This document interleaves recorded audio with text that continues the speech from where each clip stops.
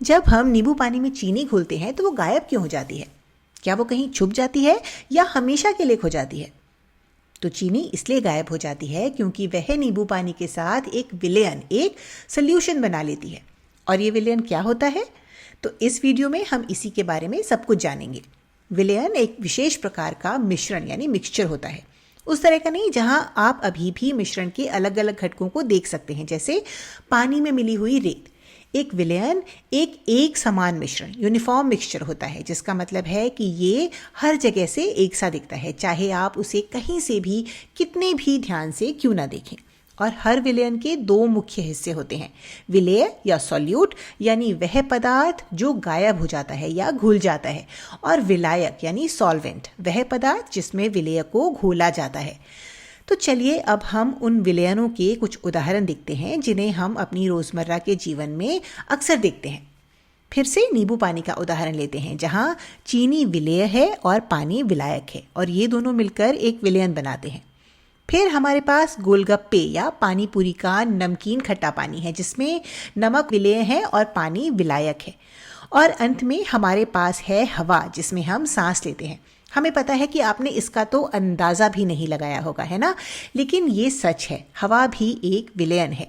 यहाँ नाइट्रोजन मुख्य विलायक है, यह हवा का लगभग 78% हिस्सा है, और ऑक्सीजन, कार्बन डाइऑक्साइड और अन्य गैसें वे विलेय हैं जो इस नाइट्रोजन में समान रूप से मिश्रित हैं। लेकिन क्या विलयन में विलेय हमेशा कम मात्रा में ही होना चाहिए? तो नहीं, ऐसा बिल्कुल नहीं है। उदाहरण के लिए स्वादिष्ट गुलाब जामुन की चाशनी को ही ले लीजिए। गुलाब जामुन के साथ मिलने वाली चीनी की चाशनी, ये भी मूल रूप से एक विलयन ही है। यहाँ चीनी विलेय है और पानी विलायक है, और भले ही चाशनी में पानी की तुलना में चीनी की बहुत अधिक मात्रा होती है, फिर भी चीनी विलेय ही है, क्योंकि चीनी वह चीज़ है जो घुल रही है और पानी वह चीज़ है जिसमें चीनी को घोला जा रहा है। तो विलेय या विलायक होना इस बात पर निर्भर नहीं करता कि कौन ज़्यादा है या कौन कम। यह वास्तव में इस बात पर निर्भर करता है कि किसे घोला जा रहा है और किस में घोला जा रहा है। अब आपके सोचने के लिए यहाँ एक रोचक सवाल है। पानी को सार्वभौमिक विलायक यानी यूनिवर्सल सॉल्वेंट कहा जाता है ना? तो क्या इसका मतलब ये है कि इसमें कोई भी चीज़ घुल सकती है?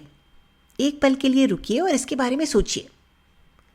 तो अगर ऐसा होता तो लकड़ी की यह चम्मच भी पानी में घुल गई होती, है ना? लेकिन ऐसा नहीं होता। शुक्र है कि पानी इतना भी शक्तिशाली विलायक नहीं है। फिर पानी को सार्वभौमिक विलायक क्यों कहा जाता है? तो पानी को यह नाम इसलिए दिया गया है क्योंकि यह काफ़ी विविध पदार्थों को घोल सकता है, जैसे लवण, शर्करा, गैसें और यहाँ तक कि कुछ प्रोटीन भी। और इसीलिए ये जीवन के लिए इतना आवश्यक है। वास्तव में हमारी शरीर की कोशिकाओं के अंदर होने वाली सभी अभिक्रियाएं पानी के विलयनों में ही हो रही हैं। लेकिन पानी की भी अपनी कुछ सीमाएं हैं। पानी के साथ तेल मिलाने की कोशिश कीजिए, क्या वे मिलते हैं? नहीं, बिल्कुल नहीं।